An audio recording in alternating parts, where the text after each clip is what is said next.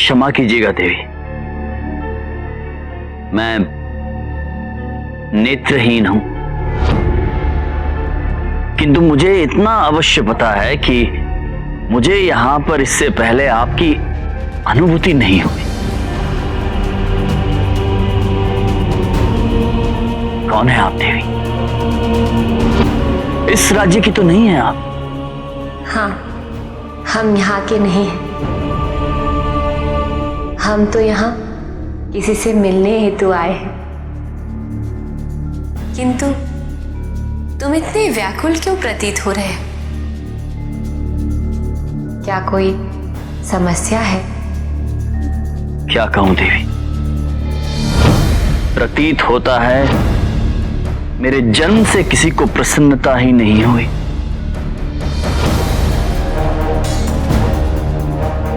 जन्म से ही भाग्य ने मेरी दृष्टि छीन ली। माता पिता ने भी जन्म होते ही मेरा त्याग कर दिया।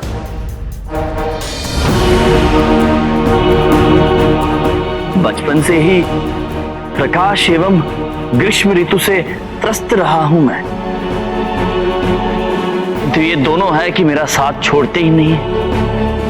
यदि तुम्हें यहाँ इतना ही कष्ट होता है तो तुम्हें हिमालय में जाके निवास करना चाहिए।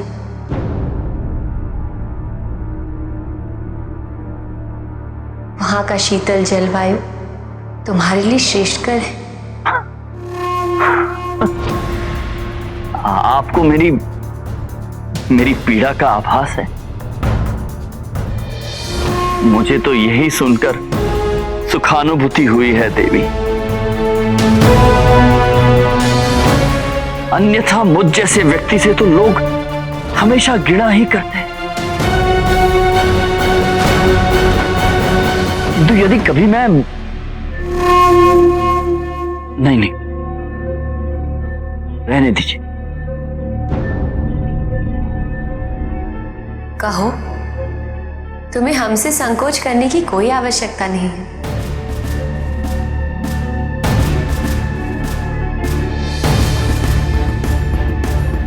जी, वो मैं कह रहा था कि यदि मैं कभी वहां आया तो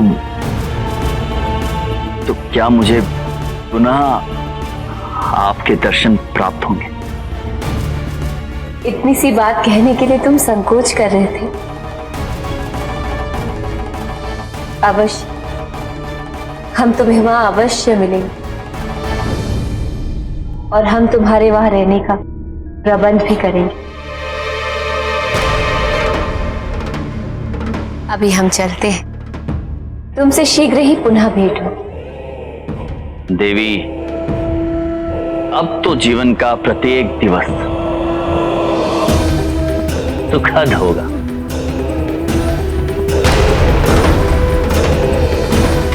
सत्य कह रहा हूं मैं।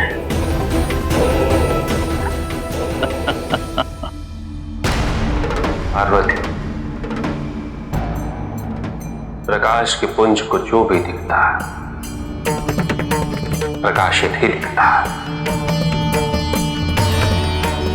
कभी छाया का अंधकार नहीं दिखता। तुम्हें भी केवल अपने वात्सल्य का प्रकाश दिख रहा है। अंधक के मन में तुम्हारे प्रति बढ़ता अंधकार नहीं दिख रहा।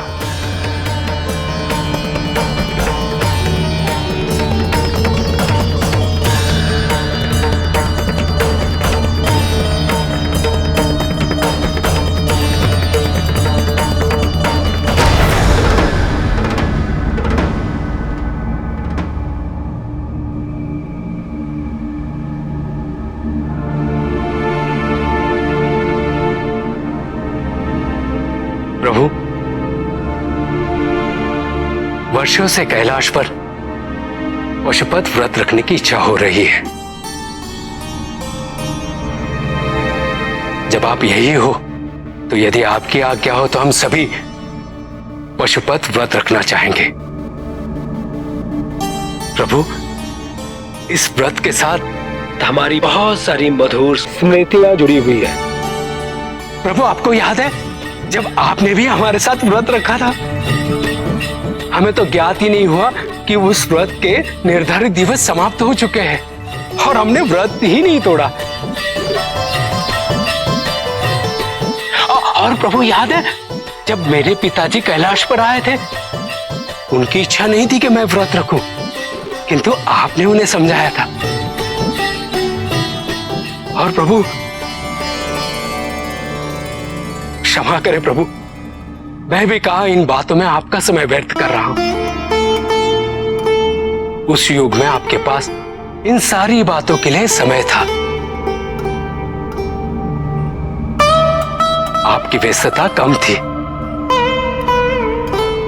प्रभु, यदि आप आदेश दें तो मैं हिमालय पर्वत से स्वयं जाकर इस व्रत के आरंभ हेतु कुछ विशेष पुष्प लाना चाहता हूं। मैं शीघ्र ही लौट कर आऊंगा प्रभु। अब बस आप आदेश दें।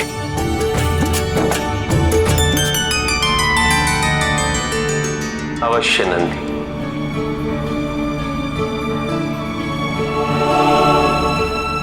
प्रभु ने मुझे आदेश दे दिया है, अब तो मैं पुष्प लेकर ही लौटूंगा।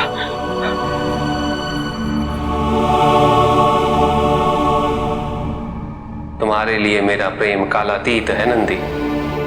मैं तो सदा तुम्हारे साथ रहा और सदैव रहूंगा।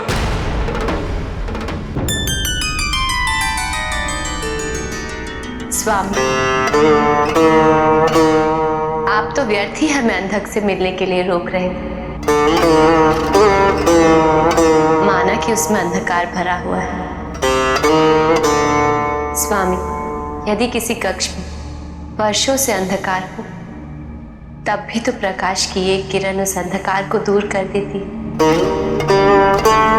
स्वामी, हम उसे परिवर्तित कर सकते हैं। आज उससे मिली, हमें पहली बार उसकी पीड़ा का बोध हो रहा है, और कदाचित यही पीड़ा उसके अंधकार का कारण भी है। हमें विश्वास है स्वामी, जब हमारी उससे पुनः भेंट होगी तो हम उसे सद्मार्ग पर लाने हेतु प्रेरित कर पाएंगे।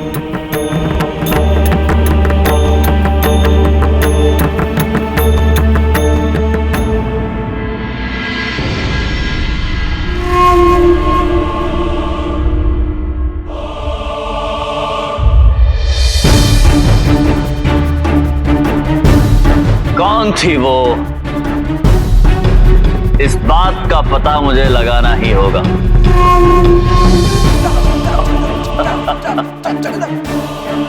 आज का दिन बड़ा शुभ रहा।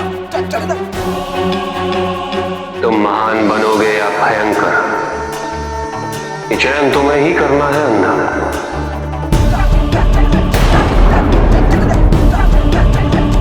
तुम में सुधार होगा या तुम्हारा उद्धार होगा, ये चयन भी तुम्हें ही करना है। इतनी उत्तेजना कौन है? कौन है?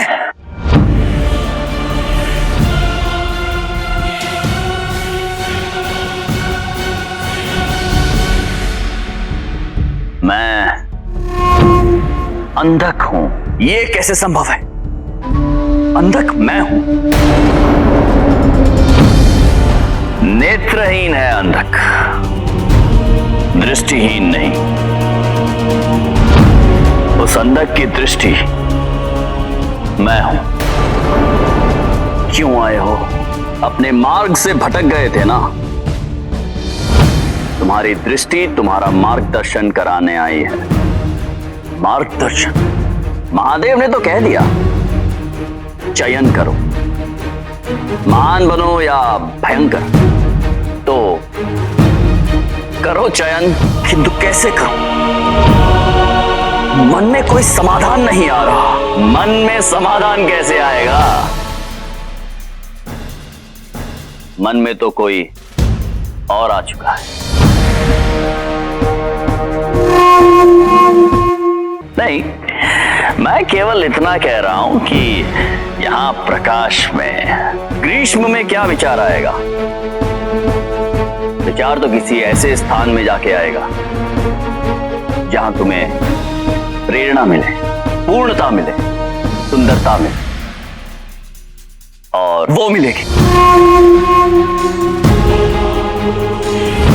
वो मिलेगी।